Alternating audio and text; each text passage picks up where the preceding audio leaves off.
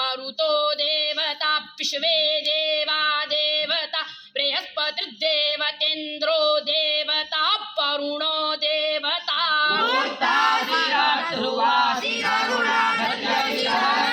आयुगेत्वा वचनेत्वा त्रियेत्वा क्षेमायित्वा चन्द्रीराद्यन्त्र्यसिजमने ध्रुवासि धरित्री केत्वोर्जेत्वा जित्वा भोगायित्वा लोकन्ता इन्द्रम् लोकं प्रेणच्छिद्रं प्रेणाथोऽसि ध्रुवा त्वम्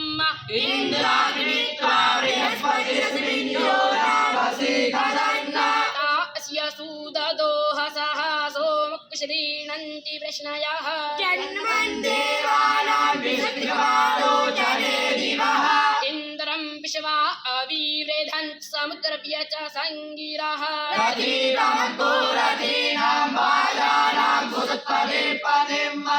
आशस्त्रीवृद्भान्तः पञ्चदशोऽव्योमा सप्तदशो धरुण एकविगूषः प्रतूर्तिरष्टा दशस्तपो नवदशोऽभिवर्तः स विगूषो वर्चोद्वा विगूषः सम्भरणस्त्रयो विगूषो जोनिश्चतुर्विगूषो गर्भाः पञ्चविगूष ओजस्त्रीणवः क्रतुरेकत्रिगूषः प्रतिष्ठात्रयस्त्रिगूषो वरदनस्य पृष्ठ पञ्चतुस्त्रिगूषो